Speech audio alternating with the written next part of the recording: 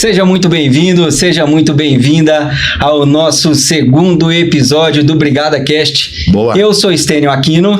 Eu sou Euler, o Corvo. Estaremos aqui abordando hoje um assunto muito importante e também muito polêmico, que eu creio que você aí de casa não tem tanto conhecimento.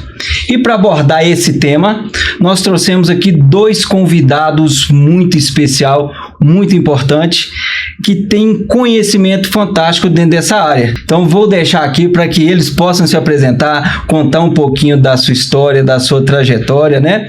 E fique ligado aí, porque você aí de casa tem muito a aprender nesse nosso segundo episódio. Então, boa. Pedrão, Vinícius, a bola aí tá com vocês.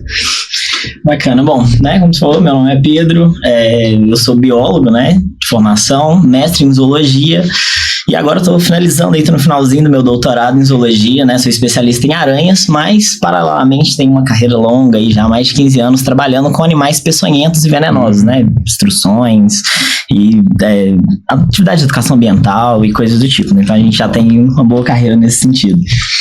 Bem, eu sou o Vinícius, também sou biólogo, tenho formação de mestrado na área de zoologia, doutorado também eu terminei.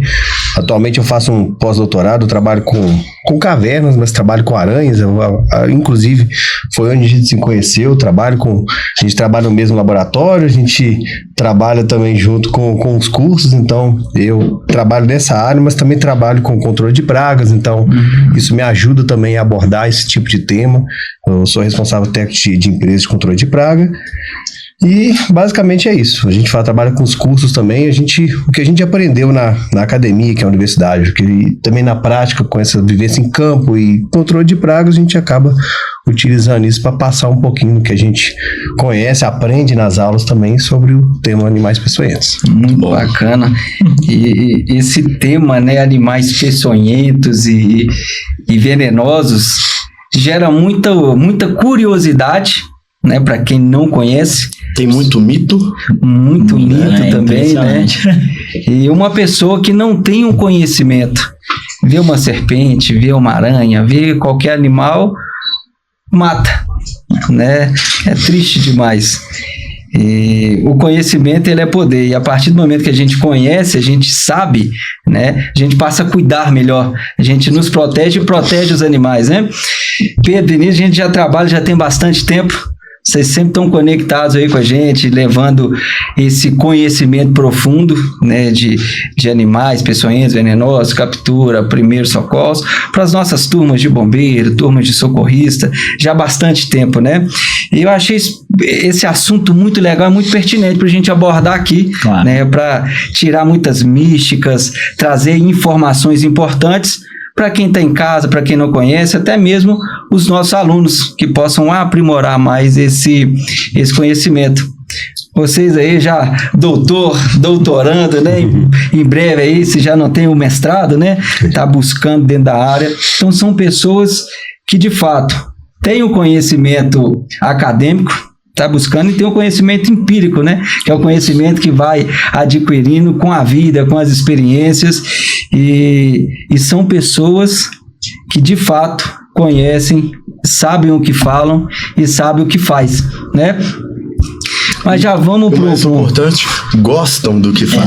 Isso é verdade. Acho que isso aí de fato é o mais importante, né? A gente é apaixonado pelo assunto, é uma coisa que assim, a gente respira, né, esse assunto, assim, pra vida toda. A gente até fala, o curso nosso foi uma consequência, porque a gente não entrou na biologia pensando em fazer curso sobre isso, mas a gente vai gostando tanto do tema, a gente vai aprendendo, aí a gente chegou um momento que a gente pode falar um pouquinho daquilo a partir do que a gente viveu, mas...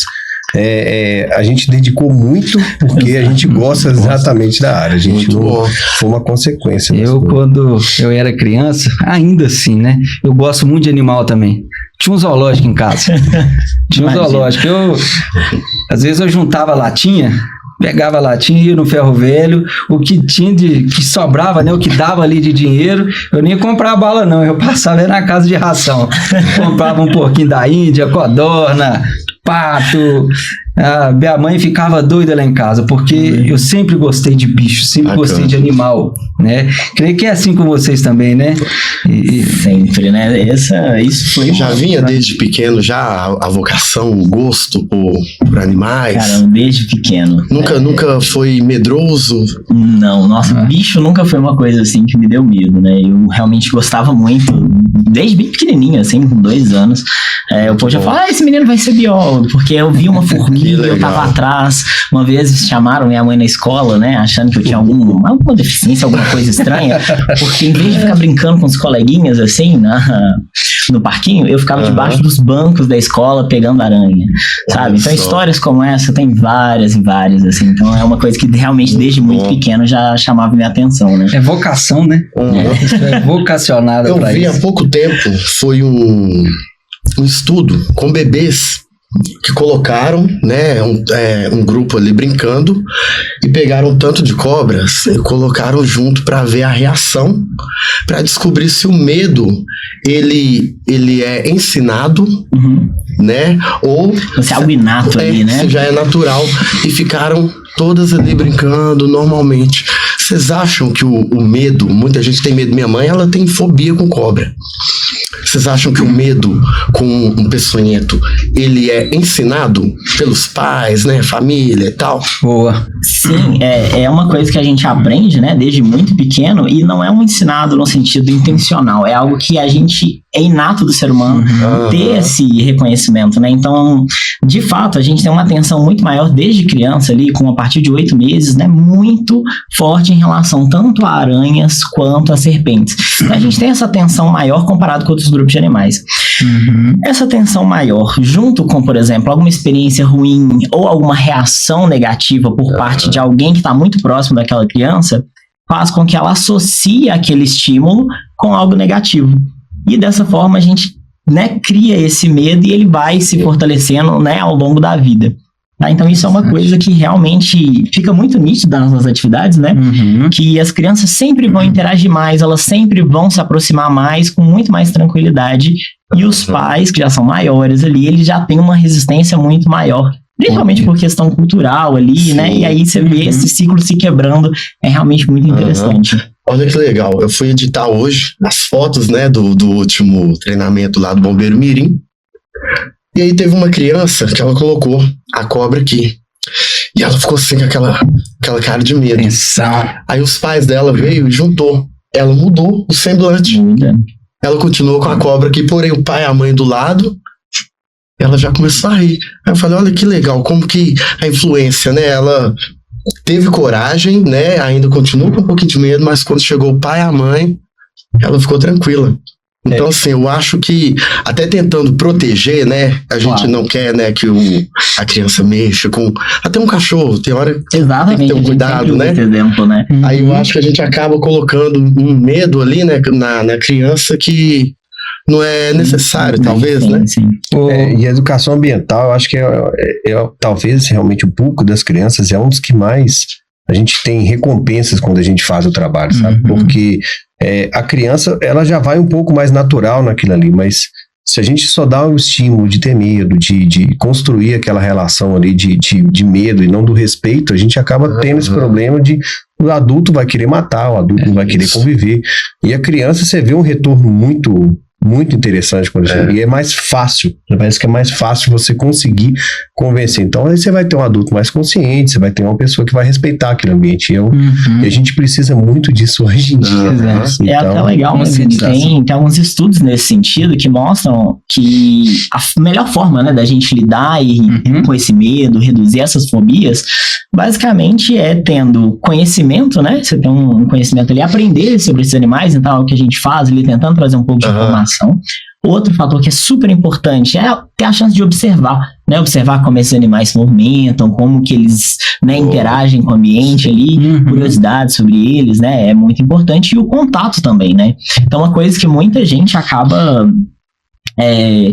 tentando evitar de alguma forma, mas é uma das ferramentas mais poderosas que a gente tem, é quando as pessoas têm a chance de ter o contato com esses animais. Verdade. E aí desconstruir essa relação de medo, né? Do mesmo jeito que a gente pode aprender essa relação, a gente pode, né, trocar essa relação de medo, talvez por uma relação de respeito ou até de admiração em alguns casos. E hoje está mais comum a questão de ter um pet, né?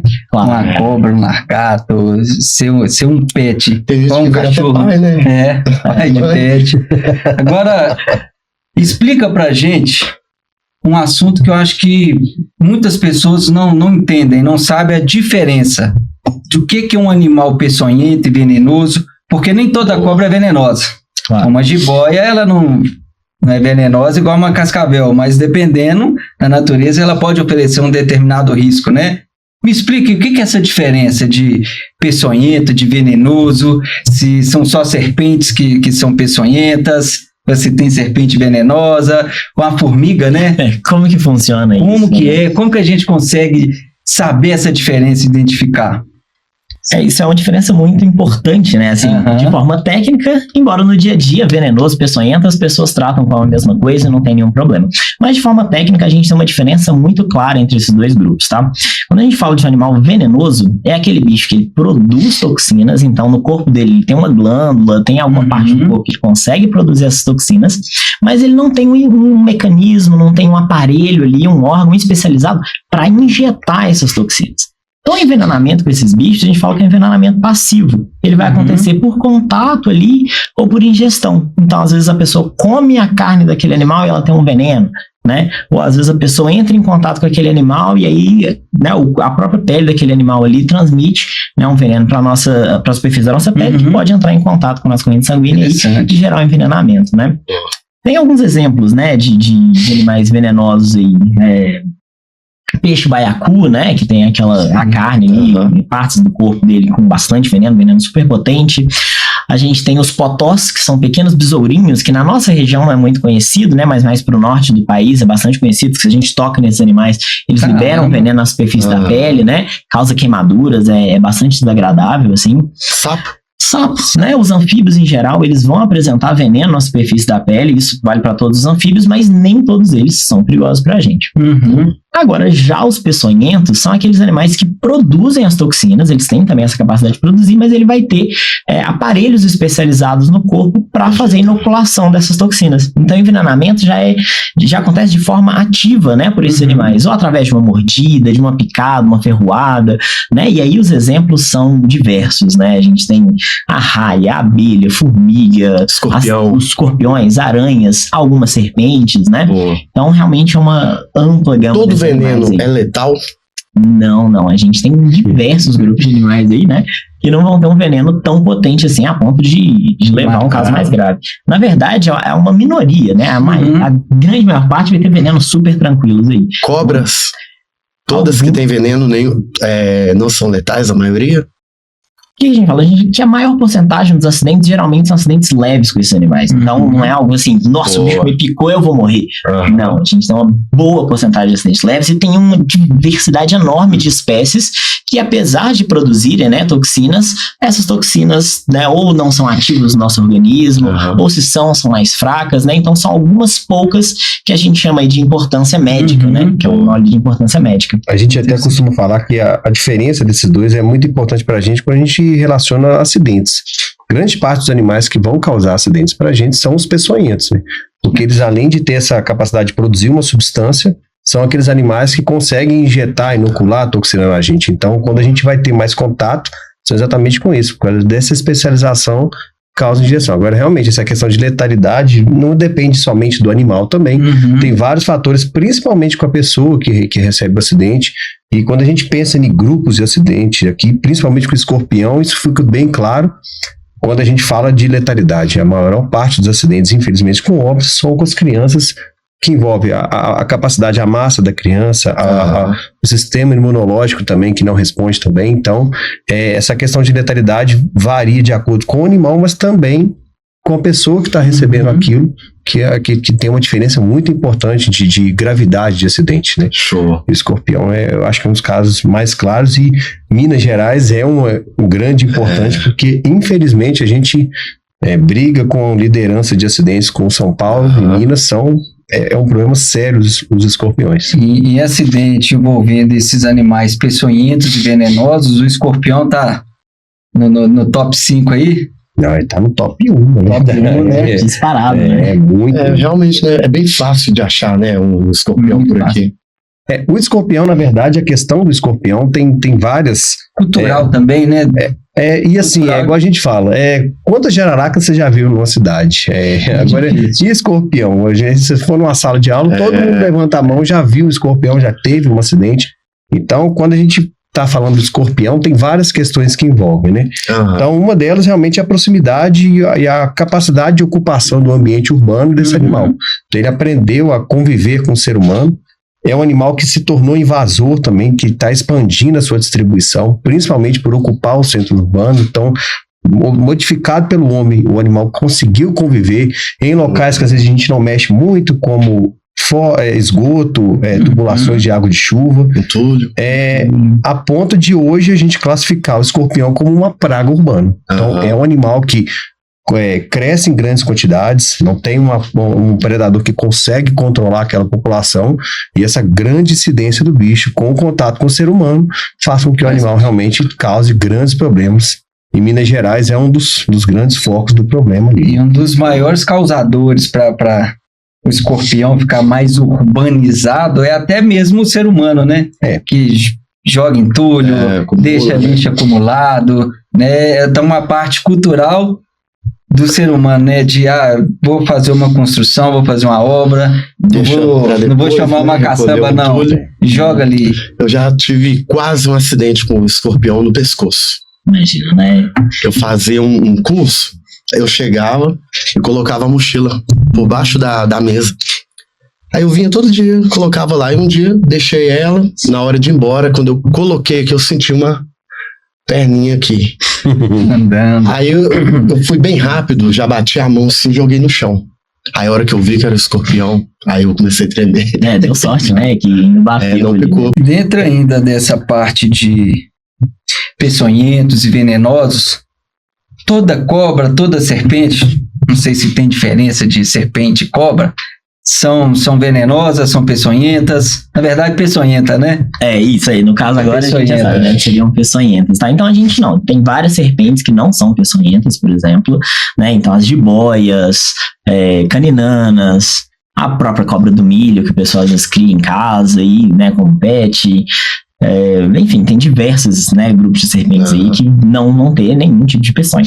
Muito bem, agora a gente tem outras que vão apresentar essa característica de ser peçonhenta, então ela tem algum mecanismo para inocular veneno. Então a gente tem, por exemplo, aquela cobrinha verde, né? A cobra verde, muita gente pensa que não é uma serpente peçonhenta, mas sim, ela é uma serpente peçonhenta porque ela tem dentes para inoculação de veneno lá no fundo da boca.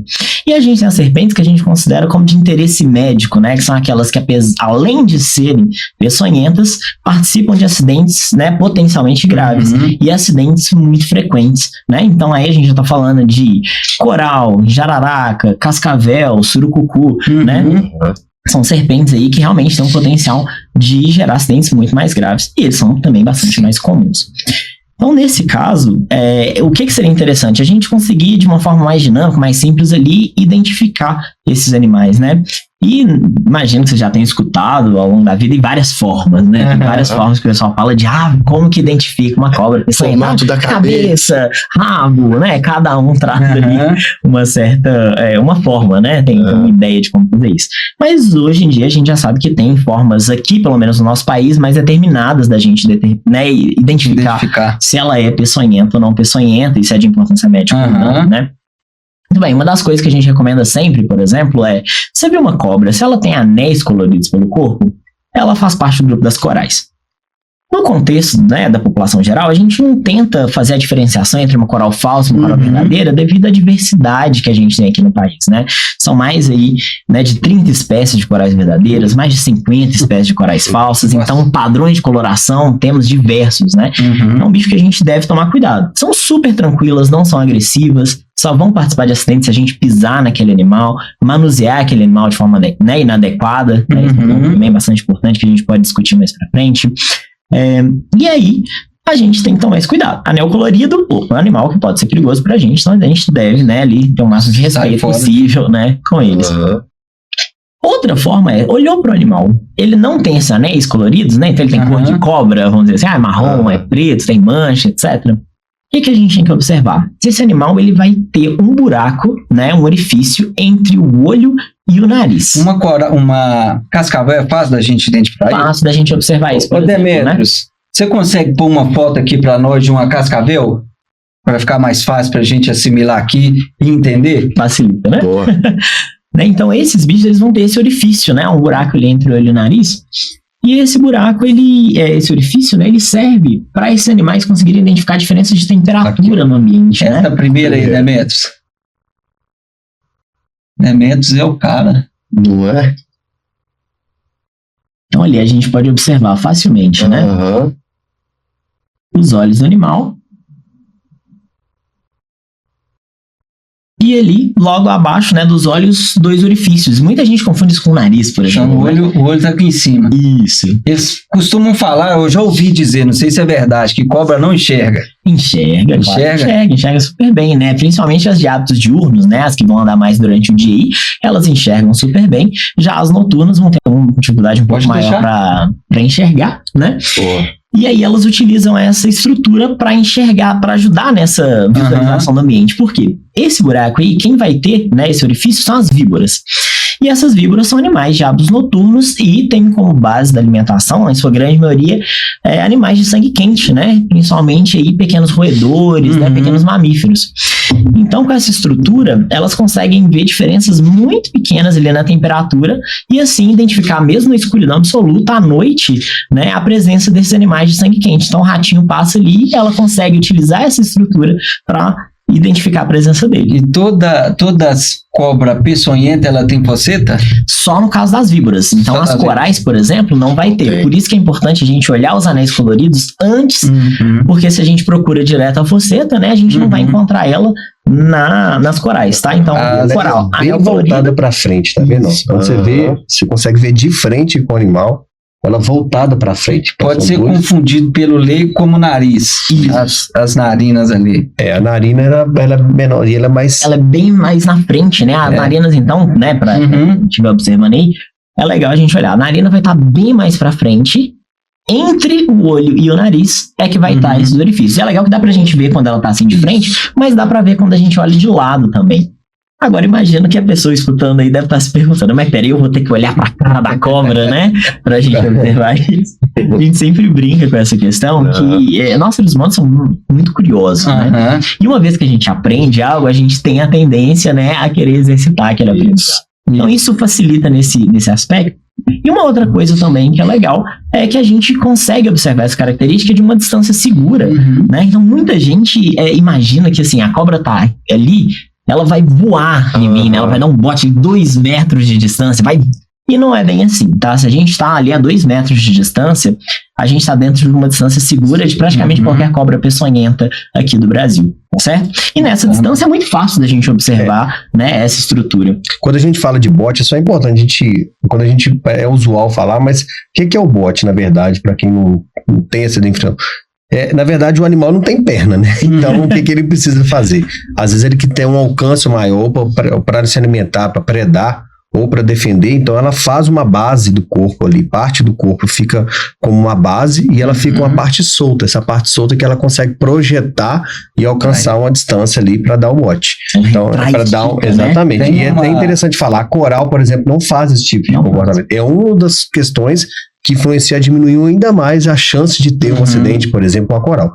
Agora, as víboras não, todas elas têm essa capacidade. São agressivas, né? Elas são mais agressivas. A gente não vai falar que elas são mais defensivas, né? Porque senão a gente já vai querer dar pau. A agressividade traz esse estigma, né? A ideia de que o animal ele sai ali de onde ele tá para nos atacar, mas a gente vê que é muito pelo contrário, né? O bicho ele até tem mecanismos de aviso, formas de avisar para não precisar utilizar o veneno. Isso só vai acontecer um acidente tanto com serpente, aranha, escorpião, quando o animal se sente ameaçado. É quando a gente de alguma forma forma, invadiu o espaço daquele animal, né? E aí ele tende a se defender. O ser humano, para ele, é uma ameaça, né? Então, do mesmo jeito que ela usa a foceta, a L'Oreal ali, o buraquinho entre o olho e o nariz, para identificar um ratinho, ela identifica a gente também como um potencial predador ou uma potencial ameaça, né? A gente é mamífero, tem sangue quente. Então, logo, esses animais conseguem perceber. Se a gente invade o espaço, aí é que ela vai passar por uma ação mais agressiva.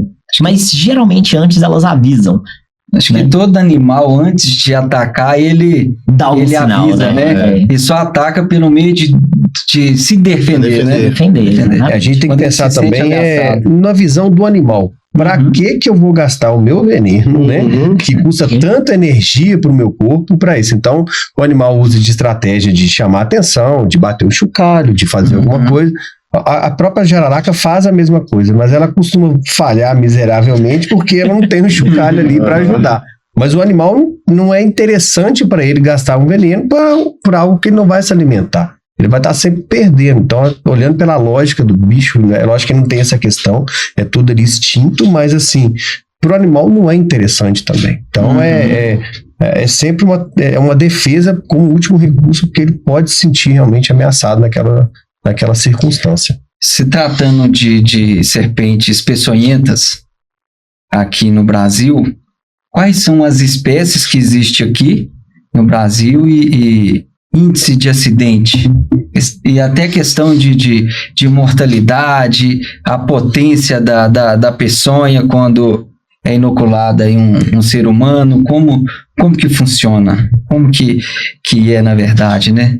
E quais nós temos? Interessante. E é regional também, né? Exatamente. O Brasil ele é muito grande, então a gente tem algumas questões regionais. E em todo território aqui do Brasil a gente consegue encontrar uma cascavel, uma jararaca? Ótima questão. Né? Aí temos vários pontos, né? Fiz dezenas de perguntas. Vamos trinchar. Fazer igual o Jack Vamos por partes. Quais são as serpentes peçonhentas que existem aqui, que é mais comumente conhecidas, que não são? Né, vamos lá, pelas que são de importância médica, então, corais, né, as corais verdadeiras, jararacas, cascavéis e surucucus, tá? Surucucu, pico de jaca, né? Então essas são as 4 aí, né, que a gente tem que se preocupar mais. São várias espécies dentro de cada um desses grupos, né, principalmente, né, tem várias espécies de jararaca, várias espécies de corais, né, mas a gente trata elas como esses grupões, então divide ela nesses 4, né, grupos, e aí essas é que a gente tem que se preocupar mais. Em relação à quantidade de acidentes, né, a gente tem uma distribuição muito diferente entre cada uma delas. Por exemplo, a jararaca ela vai ser responsável pela maior parte dos acidentes, tá? Então, mais de 80% dos acidentes tem participação do grupo das jararacas. Por que é tão discrepante assim a quantidade, né? Um exemplo disso foi o que o Vinícius comentou pra gente, né? A questão da... Põe uma jararaca pra nós aí, Demetrios, por favor. Ali é uma jararaca, né? Aqui é a foceta, ó. Ali, né? Então as jararacas, elas têm um mecanismo de aviso muito ruim, né? Elas se camuflam muito bem no ambiente, né? Tem aquela coloração que se camufla bem, então dificulta a nossa visualização, facilita com que a gente invada o espaço do animal.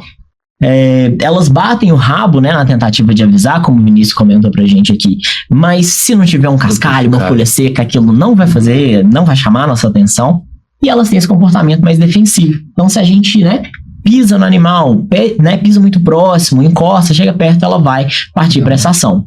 E é um bicho que ocorre no Brasil inteiro, então entra nessa questão da distribuição, né, que não estão igualmente distribuídos no país. Jararacas, a gente tem, né, espécies desse grupo no Brasil todo, todos os estados. Então lá na Amazônia tem a jararaca verde, jararaca musgo, a jararaca, né, da floresta, né, Mata Atlântica. Mata Atlântica a gente vai ter também, né? O jararacuçu, por exemplo, a jararaca da mata, e aí tem as jararacas pintadas mais no interior do Brasil, a jararaca do cerrado, a urutu cruzeiro, né? É um tipo de jararaca. Então temos toda essa diversidade aí dentro desse grupo, né? E aí, por conta dessa distribuição, por conta dessa proximidade do ser humano, a gente vai ter essa quantidade tão grande assim de acidente. Seguido, a gente vai ter então as cascavéis. Cascavéis vão estar ali, né, por volta de 11% dos acidentes. Elas têm bem menos acidente, porque tem um mecanismo de aviso muito mais eficiente, né, que é o chocalho, que funciona super bem. E, além disso, a distribuição é um pouco mais restrita. Então, essas cascavéis, elas vão estar distribuídas nos ambientes mais secos, mais abertos, né, que a gente fala. Então, vai estar na caatinga, vai estar no cerrado, né, nos ambientes aí de campos, tá? É onde a gente vai encontrar mais as cascavéis. Mas aqui pode seguir. É porque aqui para Minas já é uma questão bem relevante, porque a gente tem uma dominância do cerrado aqui muito maior. A área nossa de Minas Gerais tem muito cerrado, e aqui já vai ser um dos animais que mais causa acidentes por conta dessa questão da distribuição. Então, pra gente já tem uma relevância bem grande. Então, você vai... Pensando na perspectiva nacional, a gente tem essa divisão, mas como o Vinícius tinha comentado, regional, a gente por área, isso muda muito, né? E as cascavéis, assim como a jararaca, tem espécies diferentes de cascavel ou é só uma cascavel? Ah, legal. Aqui no Brasil a gente tem uma única espécie de cascavel. A gente tem subespécies diferentes, então aí é uma divisão. Mas isso é uma questão mais taxonômica ali, né? Mais para os especialistas lidarem. Mas a gente tem algumas diferenças ali entre elas, né? Mas, no geral, a forma como que acontece, os acidentes, né? Os sintomas gerados, né? As reações causadas vão ser muito similares entre elas. E a gente encontra cascavel no mesmo ambiente que a jararaca? Legal, geralmente não. A gente vai ter...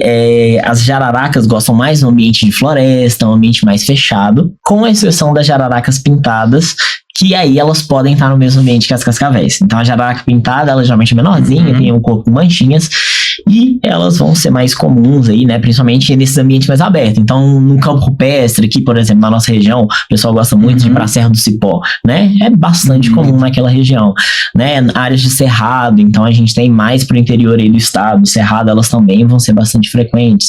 E a cascavel, né, ela vai gostar do cerrado, do pasto, né, do ambiente de pastagem ali, por exemplo, que é onde, né, tem muitos trabalhadores ali que vão poder entrar em contato com elas, elas são bastante comuns. Que bacana. Boa. É muita informação, né? É muito, né? E ainda falta duas, né? A gente ainda tem as surucucus e as corais, já com uma quantidade muito menor de acidentes, né? As surucucus aí são as maiores víboras que a gente tem no mundo, né? São as maiores serpentes peçonhentas que a gente tem aqui nas Américas, então elas podem realmente passar dos 3 metros de comprimento, são víboras enormes. E a parte boa é que elas têm uma distribuição muito mais restrita. E aí, portanto, né, distribuição mais restrita e em ambientes isolados do ser humano, né? É mais difícil a gente encontrar as surucucus no ambiente já alterado pelo ser humano. Elas gostam de ambientes mais preservados, tá? Então a gente tem 3%, né, aproximadamente 3% dos acidentes aí com participação das surucucus. Onde que elas estão? Elas vão estar basicamente ao contrário de onde tem cascavel. Então, se tem cascavel no ambiente aberto, surucucu só vai estar no ambiente florestal, fechado, bem preservado. Mata bem fechada. Isso, nas regiões ali bem preservadas de Mata Atlântica, quente, úmida, né? Áreas da Amazônia.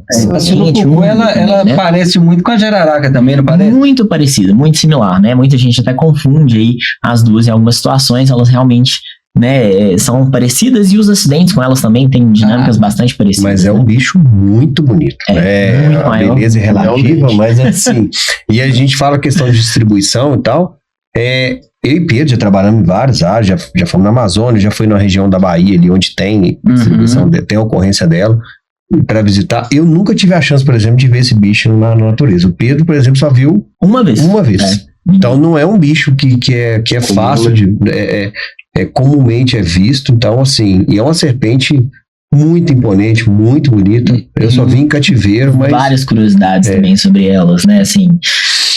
elas fazem uma coisa que até nessa foto dá pra gente observar, que é um S duplo, né? Então é uma serpente que dá um bote muito longo, tá? Tem uma porcentagem do tamanho da serpente para a questão do bote? Ah, legal. Tem sim. Geralmente as serpentes vão dar botes de aproximadamente 1/3 do corpo, né? Então ela vai projetar naquela ação 1/3 do corpo. Em alguns casos, onde o bicho pode ser mais estressado ali, né, ter uma reação mais intensa, metade do corpo. As surucucus podem passar disso, elas conseguem projetar às vezes mais do que metade do corpo numa ação de bote por conta desse S duplo. Então o que ela faz? A cobra, o Vinícius comentou pra gente mais cedo isso, né? De que ela retrai o corpo pra fazer aquela ação do bote. Então ela faz um S, né? Com o corpo ali, com a parte anterior do corpo. A surucucu, ela faz um primeiro S, mas faz um segundo, então ela consegue projetar toda essa porção nessa ação de bote. E aí é até comum acontecer acidentes, por exemplo, na região aqui do braço, né, da pessoa, daqui do antebraço, tá? Então, imagina, né, uma pessoa ali em pé, que o bicho acerta essa região. né? Outra até característica interessante, que ela é chamada em algumas partes do país de apaga-fogo, né? Seria apaga-fogo. Porque antigamente, né? Muito antigamente o pessoal andava com lamparina, fogo quente, aquilo ali, né? Atrai a atenção do bicho, de alguma forma ele dava um bote e acabava, né? A pessoa derrubando a lamparina, e aí ele chamava de apaga-fogo, né, por conta disso. Interessante. Legal. Muito incrível. Uma curiosidade. O pessoal fala muito e não tem muito conhecimento, né? E acaba sendo geracional, que vai passando de geração em geração. Sobre a cascavel. O chocalho, né? Eles falam que cada gominho daquele chocalho é um ano da cobra. Isso é verdade? Procede? Não procede? Verdade ou mito? Verdade ou mito? Na verdade, aquilo ali é uma estrutura que toda vez que ela realiza uma troca de pele, né, que é a forma que a serpente tem de crescer, ela acaba adicionando uma nova gominho naquela estrutura. Então, na verdade, aquilo indica não a idade, mas quantas vezes ela trocou de pele ao longo da vida dela, isso quando ele não quebrou no processo, né? Show. Então, considerando que ele nunca teve uma quebra, por exemplo, você pode ter 2 serpentes que nasceram no mesmo dia, mas a serpente é um animal de sangue frio, um animal que não consegue controlar, manter a temperatura dele frequente sem que tenha uma influência externa. Então, se o animal, uma diferença do animal que nasceu no mesmo dia, mas tiver mais alimento, mais calor, ele vai ter um tamanho de chocalho muito maior do que o outro. Então, aquilo não é, na verdade, uma medição de tempo, sim, mas de quantas vezes ela fez troca de pele ao longo da vida dela. E o barulhinho que dá no chocalho, tem alguma coisa ali dentro? O que acontece? Tem uma bolinha lá, pra dar aquele barulhinho. É igual aquele barulhinho, aquele chocalhinho de bebê, né? Será, né, que tem bolinha, pedrinha ali dentro? Não tem, né? Na verdade, é justamente essas estruturas ali, né? Que vai batendo uma na outra e faz esse barulho característico, né? Show. E até outro ponto em relação à questão da idade é que elas trocam de pele várias vezes por ano, né? Então, além disso, além de ter diferenças ali na quantidade de trocas, às vezes bichos que nasceram no mesmo dia, a gente ainda tem o fato dos animais poderem trocar mais de uma vez por ano, né? Então, realmente não tem nenhum marcador temporal eficiente ali pra gente naquilo, né? Mas o ser humano adora, né? Acho que é um negócio pra contar, já coloca ali, né, um significado. Pegando essa parte de troca de pele, só fugindo um pouquinho do contexto, eu tinha um aquário que tinha os peixes, né, e comecei a criar um caranguejo. E o caranguejo, ele troca, né, do casquinho dele, como é que chama? O exoesqueleto, né? E cheguei do serviço e tô vendo lá no aquário o casco e vindo um outro bicho do lado. Falei, que bruxaria que é essa que aconteceu aqui? Eu cria. O que aconteceu? Tinha um no dia, apareceu 2. Levei um susto depois que eu fui ver que ele tinha trocado ali a carapaça, né? O casco dele. E voltando pro lado da serpente, essa troca de pele, ela se dá o quê? Que a pele não acompanha o crescimento dela, ou se machuca. O que se dá para poder trocar a pele da serpente? Bom, uma serpente ali, ela tem o corpo todo coberto de queratina, né? Então, a queratina é a mesma proteína que forma aí, por exemplo, o nosso cabelo, a nossa unha, né? E tá na superfície da nossa pele. Só que nela é uma camada constante, né? Ali, e impermeável, rígida, né? E como a gente sabe, por exemplo, cabelo não estica, né? Ele não tem ele não acompanha aquele crescimento. Então, toda vez que a serpente precisa, né, crescer, que ela tá aumentando de tamanho, ela precisa fazer essa troca de pele para que aquela troca permita, né, o crescimento do animal. Tá? Então, para crescer, ela vai precisar fazer esse processo de troca. Legal. No caso do caranguejo, você comentou, e isso vale para as aranhas, vale para os escorpiões, o que eles fazem é um pouco diferente, que eles trocam o esqueleto, né? Porque no caso da serpente, ela é um animal vertebrado e aí dentro dela vai ter um esqueleto, né? Parecido com o nosso ali, em alguns aspectos, com ossos, né? Já no caso das aranhas e escorpiões, fica do lado de fora, né? A estrutura rígida que dá sustentação para o corpo do animal é externa. Meio que uma armadura. É meio que uma armadura, exatamente, né? É como uma armadura.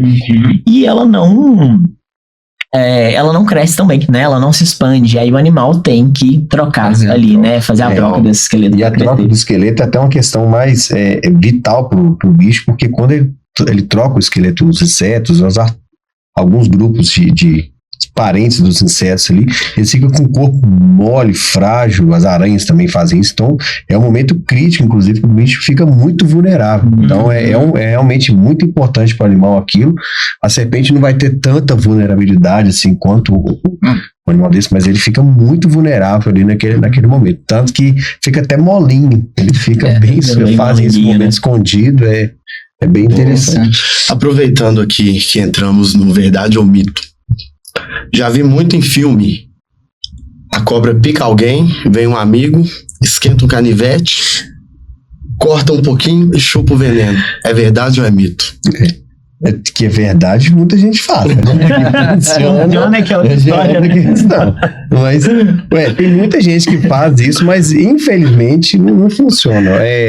O Rambo vendeu essa ideia. Acho que nem faz isso no filme, mas é uma questão que na verdade, essas crendices, essas ideias passadas muitas vezes surgem quando uma pessoa fez e deu certo. Então, por exemplo, fui picado por um escorpião, eu passei alguma coisa, enterrei o pé e a pessoa passa aquela informação como aquela ali é a causa da cura. Mas, na verdade, o que aconteceu ali? Não teve uma relação de causa e consequência. O corpo da pessoa, na produção de anticorpos, consegue realmente ter uma resposta contra aquilo e aquilo ali funciona. Então, na verdade, é até importante falar dessas questões, porque muitos desses procedimentos não só não vão ajudar, como até podem piorar em muito lugar. Eu acreditava quando eu era pequeno. Eu via na TV, eu achava que era daquele jeito ali. Tirava o veneno. Você, por exemplo, tem algumas toxinas que tem anticoagulante. Você fazer um corte ali, você pode gerar uma hemorragia que pode levar a um caso até a algo muito mais sério.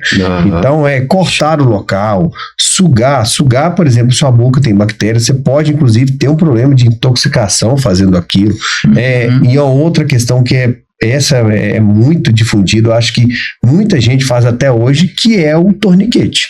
Torniquete para animal peçonhento, ele é totalmente não recomendável, porque tem toda uma questão que o torniquete tem uma aplicação técnica, mas aí a gente não é socorrista, não é como você. Não é o nosso caso. Exatamente, mas para animal peçonhento nunca vai ser uma medida recomendada. Pelo contrário, não façam hipótese nenhuma. E até por isso que o pessoal, né, que às vezes alguém não sabe, torniquete, garrote, o que é amarrar, né? O pessoal pega e amarra ali aquilo com passarame, torce até com como é que fala, com alicate, enfim, né? E a gente realmente tem que evitar esse tipo de coisa ao máximo, né? Acho que a gente está tomando um caminho aí muito importante, que é a parte de como eu vou lidar com a questão de um acidente com peçonhento, com venenoso, como que a gente porta? Pela nossa conversa aqui, eu já entendi que o quê?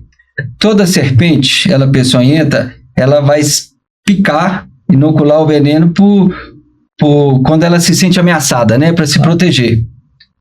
E um desavisado que passa ali na beira de estrada, acho que é o que acontece mais no caso das cascavéis, né, passa na beira de estrada, tá caminhando, às vezes tem uma cascavel, não percebe, toma uma picada, ou a pessoa que está no pasto, né, tá roçando, tá tratando os animais, ou tá fazendo uma trilha. Vai numa cachoeira, faz uma trilha, vai fazer uma prática dessa, não vê, não conhece, o animal não consegue identificar o som, toma uma picada. Quais são os procedimentos? O que a gente faz, né? Já percebemos que não pode chupar. Nem torniquete, nem cortar. O que se faz, né? O que a gente pode fazer? A folhinha de arruda. Levanta a mão pro céu para Deus puxar mais rápido. Ferrar o pé na mão. Até que levantar a mão pode ser que não seja tão uma má ideia. Vamos lá, né? O que a gente pode fazer? Não é muita coisa, né? Mas são coisas que vão ser muito importantes. Então, a primeira preocupação, né, que é importante o pessoal ter, é ir buscar atendimento médico o mais rápido possível. E aí, qual atendimento médico? Pronto-socorro mais próximo. Então, fui picado, tô ali, né, próximo de uma UPA, de um pronto-socorro, eu vou me direcionar para lá, tá? Então, é importante que eu seja direcionado para lá o mais rápido possível, porque lá tem uma equipe médica que vai dar, né, aquele suporte de vida, mesmo que nesse local não tenha o tratamento específico, né, que é o soro antiveneno, mas lá vai ter uma equipe que pode fazer esse primeiro atendimento e te encaminhar da melhor forma possível para onde tem esse soro, né? Às vezes até utilizando um helicóptero, e ela né, tem que capturar a cobra para poder levar para o médico saber qual cobra que picou. Então, vamos lá, né? Outro ponto importante. Não, a gente não vai precisar levar ali a serpente, né, junto com o acidentado, tá? Uhum. A identificação do animal que participou do acidente, ela é fundamental, ela é super importante, porque o soro antiveneno, ele é um tratamento específico. Então, cada grupo de animal vai demandar um soro diferente. Então, a gente tem um soro para picada de cascavel, um soro para picada de jararaca, um soro para coral, um soro ali, né, para as aranhas marrom, outro mais geral para os aracnídeos, né, para as lagartas monome. Então, tem vários soros. Daí, a identificação é importante. As serpentes, a gente vê aí que a identificação ela é bem mais simples, né? Ela é mais tranquila de ser feita. O animal é maior, a utilização de uma foto pode servir de evidência para o médico, né? Para fazer essa identificação. Então, é um ponto importante. Mas no caso dos bichos menores, escorpiões, aranhas, lagartas, essa identificação é mais difícil. Então, nesses casos, sim, a gente pode fazer a captura do animal e levar esse animal junto com o acidentado. Vivo Agora, ou morto? De preferência vivo, para garantir que esse animal chegue inteiro. Você fala assim, leva o bicho. Aí a pessoa pisa naquele bicho, né, pega aquele, né, o que sobrou daquele animal todo, né, amassado. Bater do bicho, né? E joga lá pro médico e imagina, né, a dificuldade que vai ser para aquele médico fazer essa identificação, né? Realmente. Então o ideal é que o animal esteja vivo para garantir essa identificação correta, para garantir que o animal chegue lá inteiro. Tá? Muita gente acha que é para fazer soro, né, com o bicho que a gente leva, mas não, é só para garantir a identificação, né? Bom. E tem um ponto importante aí, né, relacionado com essa dinâmica. A gente só vai fazer essa captura se a gente souber como fazer isso de forma segura, tiver condições favoráveis para isso, ou seja, o animal está disponível, está exposto, está num local fácil de ser capturado, né? A gente não deve nunca perder tempo tentando encontrar esse animal, virando pedra, tronco, caçando bicho no meio do pasto, enfim, né? Ou dentro de casa ali procurando esse animal, tá? O ideal é que a gente faça isso. O animal picou, tá fácil, tá disponível, eu tenho ali aparatos necessários para isso, tem um pote, uma folha de papel, a gente pode fazer essa captura, tá? No YouTube mesmo a gente encontra vários vídeos indicando como que a gente faz isso de forma segura, tá? Mas uma explicação geral é colocar o pote por cima do animal, introduz uma folha de papel por debaixo, vem com a tampa daquele pote, introduz debaixo da folha, coloca a mão, vira, retira a folha, garantindo que a tampa está bem posicionada sobre o pote. Com isso, a gente consegue capturar qualquer um desses animais menores e levar ele de forma segura, né, para a identificação do médico, tá certo? Inclusive, né, Pedro, nós temos um treinamento específico para isso, para captura, identificação, primeiros socorros, né? Então a gente tem um treinamento específico voltado para dentro dessa área, para você que quer manusear, que quer aprender, que quer ter um conhecimento mais a fundo dentro de animais peçonhentos venenosos. Nós oferecemos juntamente com Pedro e Vinícius. Né, a gente tá batendo esse papo aqui, mas lá a gente fala disso de uma forma bem mais extensa, bem mais detalhada, né? Com aspectos práticos ali, que é muito importante. Só uma questão desse atendimento que a gente vai acabar avançando um pouco, mas quando a gente fala o atendimento é ser imediatamente. E por que a gente fala isso? Mas eu fui picado, eu não tô sentindo dor, eu não tô sentindo nenhuma... Porque a gente já pensa em toxina, pensa em necrose, que é o que é a morte do tecido, mas muitos dos animais não causam esse efeito local. E tem o que a gente fala de efeitos sistêmicos, outras partes do corpo estão sendo afetadas. E muitos desses animais acabam tendo agravamento porque a pessoa, por não sentir nada no local, deixa de procurar imediatamente. E o cascavel, eu acho que é um dos melhores exemplos. Acho que muitos dos casos que aumentam a gravidade é porque a jararaca, por exemplo, já causa necrose, causa aquele efeito local que a pessoa quer sanar aquele problema porque está incomodando muito. Né? Exatamente. Agora, alguns animais não vão ter esse efeito local. Então, quando não ter algo no local, não quer dizer que está tudo bem ou que o animal não injetou o veneno, não injetou a toxina ali. Procure o atendimento porque pode estar tendo outros efeitos e você só vai sentir quando o quadro já está bem pior, né? É importante também, né? Se a gente tiver a chance ali, caso seja fácil, lavar o local, né? Se tiver uma água, um sabão, a gente pode lavar, né? Aquela hora a gente fez a brincadeira de levantar o braço, né? Isso também é outro fator que pode ser útil, tá? Tem alguns animais, como as jararacas mesmo, que geram acidentes que causam inchaço muito significativo. Então vai doer bastante e vai inchar muito. E se esse inchaço progredir demais, isso pode gerar complicações, né, secundárias ali também bastante graves. Então, o que a gente recomenda que seja feito? Foi picado, tá tendo um inchaço muito grande? é levar aquele membro, né? Então ser transportado com aquele membro elevado. É a mão? Pode colocar a mão pra cima. É a perna? Pode deitar e colocar essa perna ali, né? A gente fala 45 graus em relação ao corpo, né? Levantar mesmo aquele membro ali, isso ajuda a reduzir essa intensidade do inchaço. E se a pessoa estiver sozinha e sofreu esse tipo de acidente, como que faz? Como que faz, né? Tá numa trilha, resolveu agora, final de semana, ir lá pra Serra do Cipó. Tá na trilha sozinho, tá errado. Deve ir pra trilha sozinho. Tá errado. Ou tá caminhando e aconteceu um acidente. A gente sabe que pode acontecer, acontece, né? Tá trabalhando, por exemplo, você trabalha com roçadeira, alguma coisa. Você não é o ideal, pode, né? Exatamente, Mas pode acontecer. Bom, o que a gente faz nessas situações, né? Eu acho que um ponto muito importante, legal, dá a chance da gente falar disso, é que esses acidentes, eles não vão gerar um quadro muito, extremamente grave imediatamente, né? A gente não é... Tem muita gente que tem essa noção, né? Tem essa impressão, picou, morreu, né? Eu vou dar ali 2, 3 passos e cair morto. Não é assim, tá? Boa parte desses acidentes, eles vão levar a quadros mais graves, mais incapacitantes ali, com uma questão de horas, né? Então, seria tempo, né? Suficiente da gente buscar um socorro, tá? Tanto com pessoas que sejam próximas, um vizinho ali, né? Um amigo, a gente ligar para alguém, hoje praticamente a gente tá o tempo todo ali com o celular na mão, né? Então a gente, né, ligar para alguém, pedir para fazer esse socorro, né? Ligar pro próprio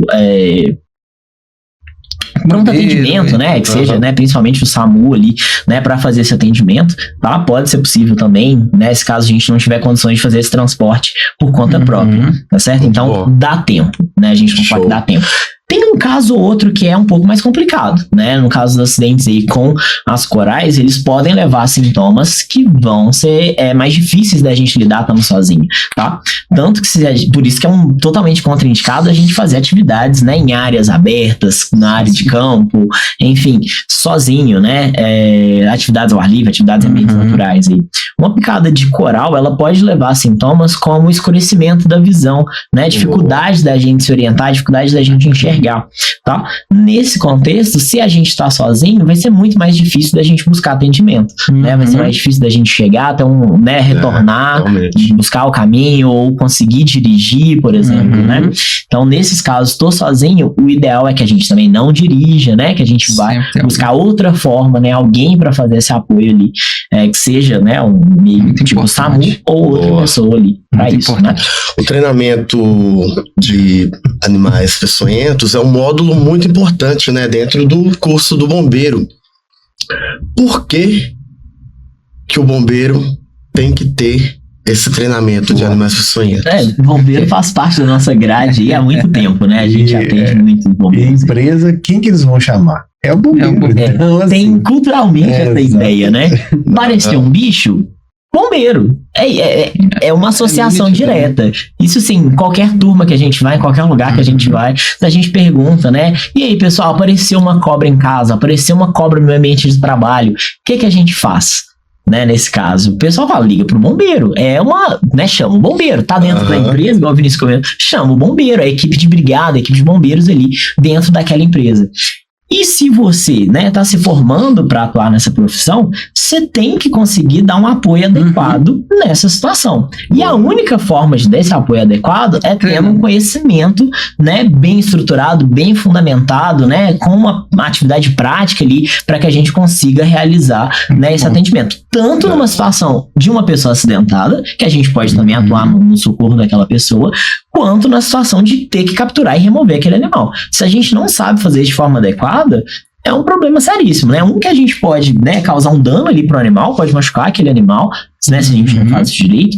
Outra, a gente corre o risco de sofrer acidentes ou colocar outras pessoas em risco, tá? E sem falar que hoje, basicamente, o tempo todo a gente tá sendo filmado, né? Qualquer coisa que a gente faz, ainda mais um bicho desse que chama muito a nossa atenção, aquilo claramente vai ser filmado. Então, uma conduta inadequada, ela vai se espalhar ali por motivo X ou Y, né? Tem algumas atividades que a gente vê, a gente presta treinamentos para empresas, para grupos, e a gente vê que algumas atividades sempre vai ser aquele tipo de atividade que vai ser chamado bombeiro, acho que é uma delas.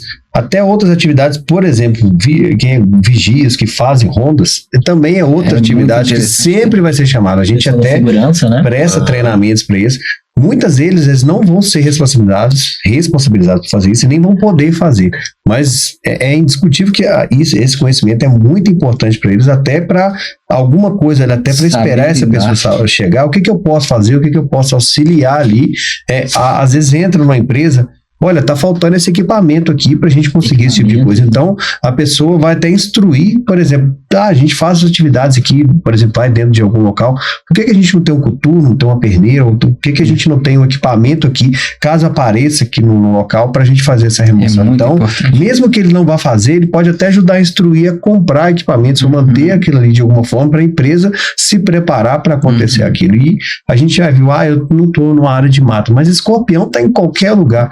Como que a gente pode lidar com essa questão? Então, o conhecimento ele não ocupa espaço e, pelo contrário, ele ajuda muito em qualquer atividade, mas em algumas ele é mais crítico. E não só escorpião, né? A gente está falando muito aqui de cobra e tudo, mas no meio urbano é muito difícil ter aparições de cobras. Mas o que costuma ter muito no meio urbano, aparições de escorpiões, aranhas, né? E fala um pouquinho para nós de aranhas. A questão de venenos, né? Dentro do termo aí, peçonhento e venenoso, tem aranha peçonhenta? Tem, a gente, na verdade, grande parte das aranhas, na verdade, são peçonhentas. São peçonhentas. Mas aí a gente tem aquela questão da importância médica delas. Então, o que acontece? Grande parte mesmo das aranhas vão ter toxinas para se defender, para caçar, mas elas não vão ter efeito no nosso corpo. Então, a gente costuma falar que só tem, no Brasil, só tem 3 grupos que a gente realmente tem uma importância médica, mas uma relevância maior são só 2, que são as armadeiras, né? E a aranha marrom, que eu acho que ela é nacionalmente a mais relevante, causa muitos acidentes, e é um animal que pode ser encontrado dentro de casa, pode conviver muito próximo. A marrom. É a aranha marrom. Você consegue pôr uma foto para nós, Demetrios, da aranha marrom? É a aranha violino, que a gente costuma falar, que uma das formas de ver... é uma aranha marrom com perna fina. Poxa vida, tem tanta aranha com essa cor e com esse formato, mas a aranha marrom, ela tem um desenhozinho na parte que a gente chama de perto da, seria a cabeça, mas é o cefalotórax, que é o termo que tem. Essa aqui é a armadeira, por exemplo. A aranha marrom é essa aqui. Mas aqui, ó, ela tem, aqui tá um pouco difícil de ver, mas se eu falar que tem um violino aqui, eu tô vendo coisas. Quer ver? Vamos ver se tem outra aí. E causa muito acidente doméstico? Ela causa bastante. E onde que elas ficam alojadas? Elas são aranhas de ambiente seco, que a gente com a maioria, né? Não são... Acho que tá dando pra ver um pouquinho mais, né? O violino que a gente costuma falar, esse desenho, não precisa de ver o violino, mas é um desenho na parte de cima do corpo, com 2 bandas claras e essa banda escura aqui no meio. Aqui eu vou só falar que eu tô vendo o violino, essa mancha escura aqui. E é um animal que no sul do Brasil, principalmente, vai causar bastante acidente, ou seja, no Paraná, Santa Catarina, Rio Grande do Sul, tem bastante acidentes com ela.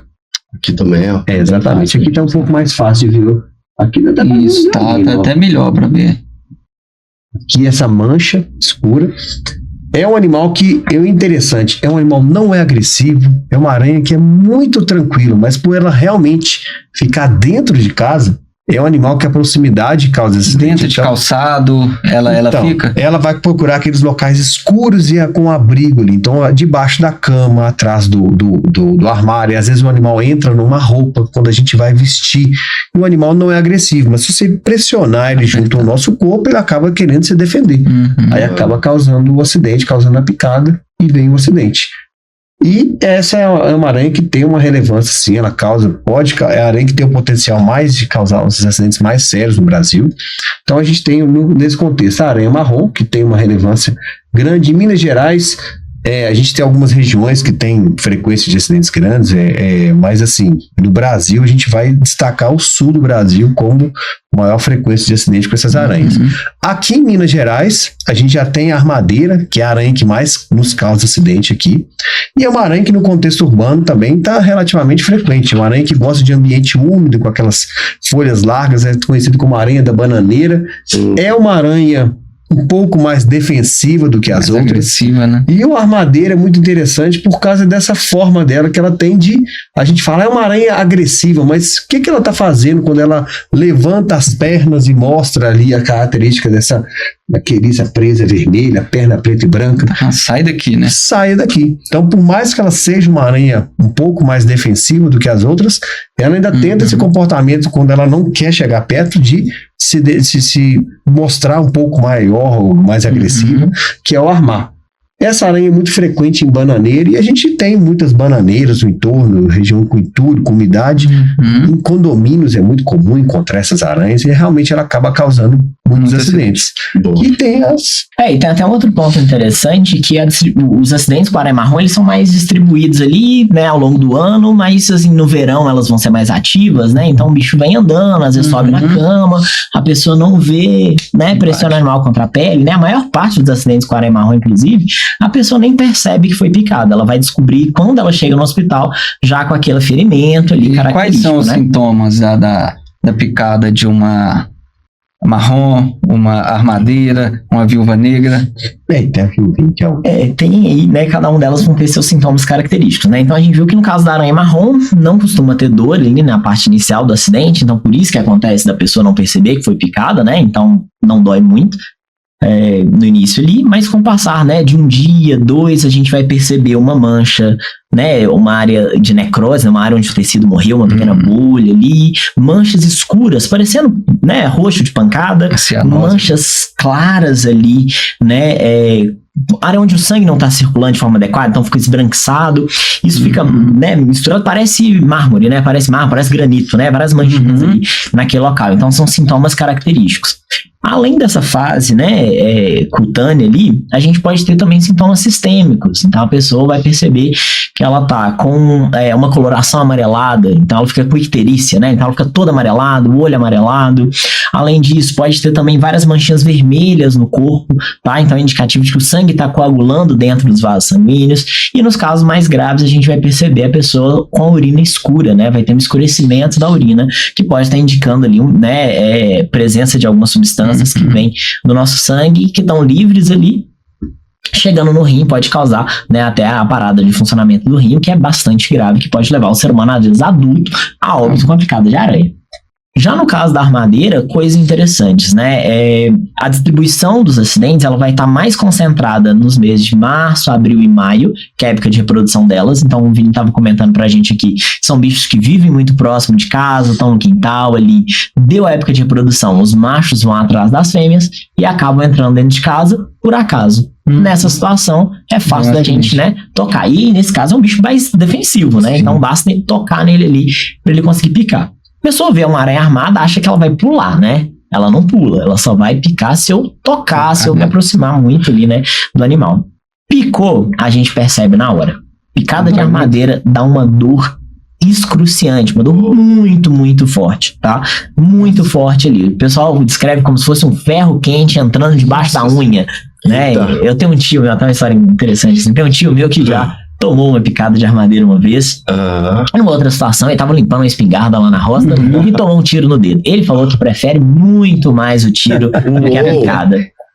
Numa outra, muito azarado, né, esse tio aí. Mas numa outra situação, ele também foi picado por um escorpião amarelo. E ele falou que prefere muito mais o escorpião do que a aranha armadeira. Então parece que é realmente uma dor muito, muito, muito intensa, né? Como que acontece muitas vezes esses acidentes? A pessoa tá manuseando alguma coisa ali, uma estaca, pedra, madeira, lenha, sem o equipamento de proteção adequado, né? Folha de bananeira, caixa de bananeira, limpando ali as bananeiras, né? Às vezes cuidando até de um jardim, né? Uma coisa mais tranquila ali, e acaba se acidentando, né? Isso também vale para os escorpiões aí. Às vezes a pessoa também deixa um pano no chão, uma roupa no chão, vai pegar aquilo ali, o animal tá lá, tá? Às vezes chega com um sapato sujo, deixa do lado de fora de casa, vai vestir depois no outro dia, de uma bota, por exemplo, pode se acidentar, o animal pode entrar ali e se esconder ali dentro, tá? Então acontece muito dessa forma, né? Um acidente pro adulto, no caso, né, da aranha armadeira, não costuma ser tão grave, vai causar essa dor muito intensa, mas não costuma evoluir muito além disso, né? A alteração de sensibilidade ali no tecido, né, no local pode acontecer, mas para a criança é que o acidente vai ficar muito mais grave. né? Aí já a gente entra em sintomas sistêmicos importantes, né? Passagem de líquido de dentro, né, do corpo da pessoa para dentro do pulmão, então a gente chama de edema pulmonar. Então, basicamente, o pulmão da pessoa enche de água, né, dessas crianças ali, isso dificulta muito a respiração, é um problema sério. Alterações do batimento cardíaco, né, naquela frequência cardíaca, na pressão arterial. Então, são uma série de sintomas aí ligados, né, ao sistema nervoso. Então, é bastante intenso. E vocês falaram das viúvas, né? A viúva, sim, ela é um grupo de aranhas que é de importância médica. A gente tem a viúva amarela, né? A viúva marrom, que é super, super comum, mas não tem um veneno tão potente. Já a viúva negra, né? Que são essas que têm o corpo todo preto, com manchas vermelhas e pretas. Mais comum no litoral, mais comum no Nordeste, né? Mas ocorrem praticamente no Brasil inteiro. Essas também têm um veneno neurotóxico, né? Então vai atacar o nosso sistema nervoso, vai causar dor, alteração no padrão de contração dos músculos, né? Na pressão arterial ali também, na frequência cardíaca. Mas são acidentes muito mais tranquilos comparado com as outras. Tanto que o tratamento, ele é feito só com base nos sintomas, né? Ele é feito tratamento daqueles sintomas e não um soro, né? Que não seria um tratamento específico. Essa viúva negra é a que picou o Peter Parker. É ela que picou a aranha, né? Parece, né? A coloração, eles usaram uma aranha desse grupo como modelo, mas não é bem ela, né? E elas são bem bonitas. Elas são bonitas. Né? Tem uma nossa que chama Flamenguinha, que é conhecida popularmente como Flamenguinha. É um bicho muito bonito. E engraçado, quando a gente vê a foto, o bicho parece que é o tamanho desse microfone, mas na verdade são minúsculos.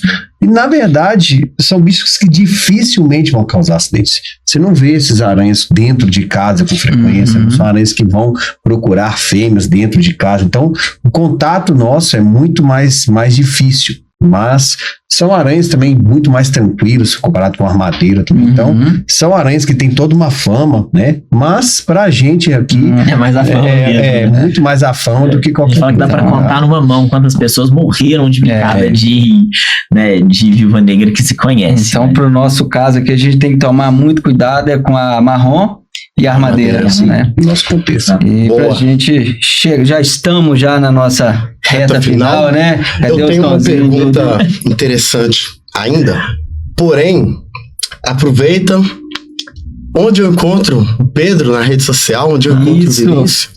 A gente até que não é tão ativo assim nessas redes sociais, né? A gente acaba ficando tribulado aí com as atividades, mas meu Instagram é pedro.aracno, né? Então é bem fácil ali de achar. A minha é assim. Eu tô no WhatsApp. Eu vou te falar a verdade, eu não sou muito de rede social, eu não consigo gerir aquilo ali. Mas assim, eu tenho o Instagram também, é VSR Diniz, mas realmente eu não tô muito presente ali. Mas, né, se achar um bicho em casa, quiser mandar uma foto, pode eu respondo, ficar à vontade, a gente sempre dá essa atenção pro pessoal, né? Pode seguir lá, fica à vontade. E assim, de vez em quando a gente posta alguma coisa, né? De uma atividade que a gente tá fazendo num campo, algo assim. Então tem algumas curiosidades legais lá e tem esse contato, né? Encontrou um bicho em casa, teve uma situação, quer ali, né, perguntar como resolver. A gente tá sempre disponível, é sempre um prazer, né? Atender o pessoal aí que tiver qualquer necessidade nesse sentido. O Stênio comentou que ele já teve, né, cobra e tal. A gente sabe, né, que vocês têm cobra, tem aranha, armadeira. Como que eu faço pra eu ter uma? Eu vou ali em qualquer lugar, eu vou na casa de ração ali, eu compro um bichinho desse? Como é que é? De forma alguma, né? Esse também é outro ponto bastante importante, né? Hoje em dia tá muito em alta, né? A questão dos pets exóticos, né? A pessoa criar um animal exótico, um animal diferente ali como pet. Bom, isso aí, né, é um tema polêmico, né, porque de fato tem gente que acha, bicho desse tipo não deveria ser pet, outros já defendem muito que deveria, né. Tem várias vantagens desses animais como pet, mas acho que o primeiro ponto que a gente tem que se preocupar é onde que eu vou adquirir esse animal, né. Por quê? Eu não posso simplesmente pegar e entrar ali no meio do mato, achar uma cobra, achar uma aranha e querer criar ela em casa. Ou ela apareceu na minha casa e falar, agora você é minha. É um crime, né? São animais aí que fazem parte da nossa fauna. Eles têm o seu papel no ambiente, né? Eles estão lá participando fazendo vários serviços ambientais pra gente, né? Controle de vários animais, são pragas, insetos, ratos, né? E fora o próprio equilíbrio daquele ambiente, tá? Então o animal, ele tem essa importância ali e ele deve ser preservado por conta disso. Boa. Então, o animal que poderia ser criado, então que pode ser criado em cativeiro, ele tem que vir de uma fonte confiável, né? E onde seriam essas fontes confiáveis? A gente tem criatórios que são especializados na reprodução comercial desses animais.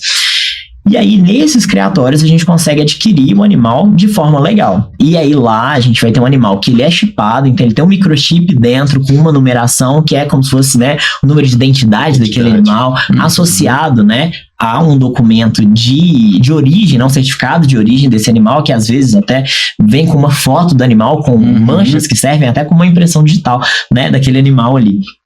Então tem vários criatórios, né? Um que é até aqui da nossa região, que é importante a gente comentar, o Jiboias Brasil, né? O Animais Brasil também, que fornece os animais de origem conhecida, né, criados em cativeiro ali, as matrizes, às vezes o avô do animal ali, ele estava em cativeiro já, tá? Então ele tem essa origem, tem essa reprodução específica para isso. Não dá pra gente ir lá no mato e coletar um animal e querer criar ele. Outro ponto importante é a gente tomar cuidado com que animal que a gente adquire também, né? Então é muito comum o pessoal, né? A gente falou da cobra do milho aí, né? Que o povo cria como se fosse periquito, né? A gente se reproduz muito fácil, é criado com muita facilidade, é adquirido por valores também baratos, né? Então, isso faz com que a pessoa às vezes acaba não tendo uma preocupação tão grande, um cuidado tão grande com aquele animal. A gente sabe que, de fato, dinheiro é um ponto relevante na hora da pessoa né, tomar esse cuidado ali. E aí acaba que a pessoa adquire um animal muito barato, adquire esse animal de uma fonte, né, inadequada, não confiável, e um animal que não está permitido ser criado em cativeiro. E o mais importante, é um animal da fauna exótica, né? Ele não faz parte da nossa fauna silvestre, não faz parte, ele não ocorre naturalmente aqui no Brasil.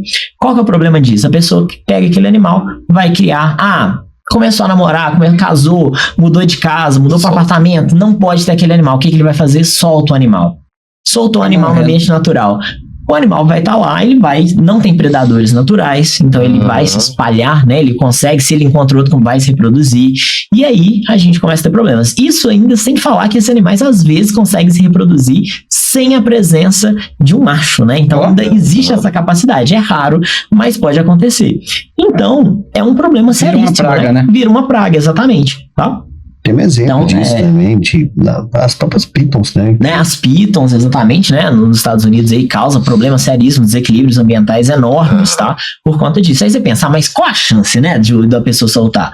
Gente, o que a gente encontra de registros desses animais, né, em ambiente natural, ambiente próximo ali do ser humano, mas nessa situação de vida livre, ou, né, às vezes o bombeiro é chamado para resgatar, vai estar lá um animal desse, né, tem casos e casos deles, né, indo fazer o resgate e quando vai ver, é um desses animais exóticos aí, né? Eu trabalho com controle de pragas, é lógico que as serpentes não se encaixam nesse contexto, mas volta e meia alguém... tô numa empresa, tem uma serpente aqui, você tira. Me chamaram uma vez, uma empresa que eu atendo, que era até uma coral aqui, você remove, chegou lá, era uma cobra. Uma cobra snake. É uma cobra snake. Então, esses bichos, volta e meia, alguém manda foto, achei no condomínio, esses bichos estão, e não só, às vezes a pessoa não quis soltar, mas são animais que, dependendo do viveiro, se você não tiver bem instruído e saber fazer aquilo, o animal vai fugir. Qualquer gretinha para serpente é uma forma de o animal acessar e sair. Então, tem que tomar os cuidados devidos. Chegamos então ao nosso fim, né? Papo aqui pra gente perdurar por muitas e muitas horas, né? Muita coisa. Tem muito animal que a gente deixou de falar, né? Tem muita fica coisa. Pro próximo, né? Fica pro próximo. E fica o convite para você fazer o nosso curso, né, de animais peçonhentos e venenosos, que eu sei que você vai aprender muito com esses dois mestres, né, da parte de peçonhentos e venenosos. Então, fazendo um resumo geral aqui, né, sobre os peçonhentos e venenosos, que tem as diferenças entre esses dois animais. A questão também que a gente tem que frisar muito: encontrou uma serpente, não mate, né? Encontrou no seu caminho, né? Dá a volta, né? Dá a volta, porque é uma vida. Ela só vai te atacar se ela se sentir ameaçada, né, Pedro, né, Vinícius? Procurar o serviço de remoção, né, desses animais na nossa região. Então, cada lugar vai ter. Além do bombeiro, tem algum outro órgão que atua? A gente tem serviços de remoção de animais mesmo, por exemplo, na Prefeitura de Belo Horizonte, vai ter um serviço que é especializado para isso, você consegue encontrar o número na internet, eu acho que é 156, se não me Guardas engano. municipais. As guardas municipais, né? legal. Então tem os grupamentos ambientais dentro das guardas municipais que têm feito esse trabalho, um trabalho importantíssimo, né? Que a guarda acabou assumindo aí, que é super, né? Super legal. Então lá em Betim, eu acho que é 153, né? O número. Então tem vários, né? Contagem também tem, eles respondem por isso. E isso é muito importante, né? A população não sabe, né? Não sabe, exatamente. Sabe. Acha que matar é a única forma de lidar com aquilo, né? E justamente não é. Então, Muito bom. se você já foi picado, né? E se um dia acontecer um acidente desse com você, peça ajuda, ligue, não mate o animal, porque só vai atacar para se defender. E tome muito cuidado, né, Pedro Vinícius? E venha fazer esse curso com a gente para você aprender a lidar com essa situação. Vinícius, Pedro, quero te agradecer imensamente por aceitar participar desse nosso episódio, né? Dispor do tempo de vocês para trazer conhecimento, trazer informação. Então, a gente fica muito agradecido com a presença de vocês. E antes da gente finalizar por completo, vocês têm uma mensagem final para poder deixar aí para os nossos ouvintes, telespectadores, né? Uma mensagem bacana aí. A gente sempre fala que a nossa maior ferramenta para lidar com o medo desses animais e também lidar em situações difíceis é o conhecimento, né? Então a gente buscar conhecimento a respeito desses grupos literalmente a nossa maior arma contra, né, esse medo e esse estigma, né, que esses animais carregam aí. Então eu acho que se fosse para, né, uma mensagem legal aí seria buscar conhecimento a respeito. O conhecimento diminui o medo e aumenta o respeito. É isso que a gente sempre quer fazer. Diminuir medos e fazer com que a gente vê os animais de forma diferente, com o papel deles, e a gente aprende a respeitar e conviver melhor. Então, o conhecimento tem essa capacidade e potencial. A gente não é detentor, a gente sempre está aprendendo, inclusive com os cursos, mas acho que o conhecimento, a busca, ajuda a gente a compreender e respeitar. Muito bom. Muito bom. Então, galera, comentem aí o que acharam, né? Foi muito bom, muito produtivo, né, esse episódio. Se inscrevam no canal, deixem um comentário e compartilhem também, é claro, né? Muito obrigado, Pedro, muito obrigado, Vinícius, muito obrigado. Foi uma honra. E marcaremos outro, né? Não tem como deixar de falar. Tem muito bicho pra gente comentar aí. O pessoal pode comentar alguma coisa aí, né, que faltou. Se quiserem saber de alguma coisa, a gente já faz a pauta no próximo. Já fazemos no próximo. Você aí já mete o dedão no like. Curte aí, compartilhe esse conteúdo se você gostou, se você achou relevante, manda pro amigo, pro primo, pro pai, que com certeza ele vai aprender algo com esses dois feras aqui, e tenho certeza que a partir do momento que você assistiu esse episódio, você vai lidar melhor com os animais. Boa. Então, um grande abraço, até a próxima. Pedro, Vinícius, muito obrigado.